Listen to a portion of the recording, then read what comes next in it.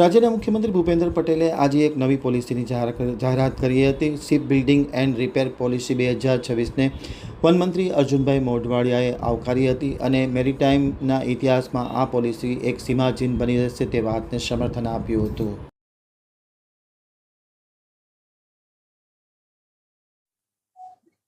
આમાં અનેક પ્રકારના જે ઇન્સેન્ટિવ છે એ મૂડીરોકાણને આકર્ષવા માટે ભારત સરકારે અને ગુજરાત સરકારે બંને જાહેર કરેલા છે અને એ પોલિસી પ્રમાણે આપણને અહીંયા ગુજરાતની અંદર જે લોકો આ મૂડીરોકાણ કરશે એમાં કેપિટલ આસિસ્ટન્ટ એટલે મૂડીરોકાણની અંદર પણ સહાય કરવામાં આવશે।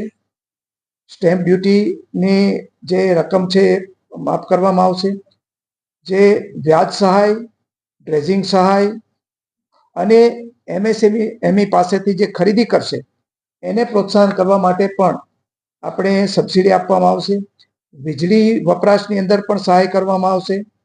પાણીના ચાર્જમાં સબસિડી ઉપરાંત મરીન ઇક્વિપમેન્ટ્સના મેન્યુફેક્ચરિંગ જે ક્લસ્ટર બનશે એમાં પણ આપણે આ સહાયો અને આપવામાં આવશે અને એના માટે ભારત સરકારની સહાય અને ગુજરાત સરકારની સહાય મળી અને એ બહારના મૂડીરોકાણકારો છે એ વિદેશોમાંથી અહીંયા આવી અને મૂડીરોકાણ કરે અને અહીંયાને રોજગારી પણ મળે અને સાથે સાથે આપણા નાના અને મધ્યમ કક્ષાના ઉદ્યોગોને પણ ફાયદો થાય એ પ્રકારની આ પોલિસી બનાવવામાં આવી છે।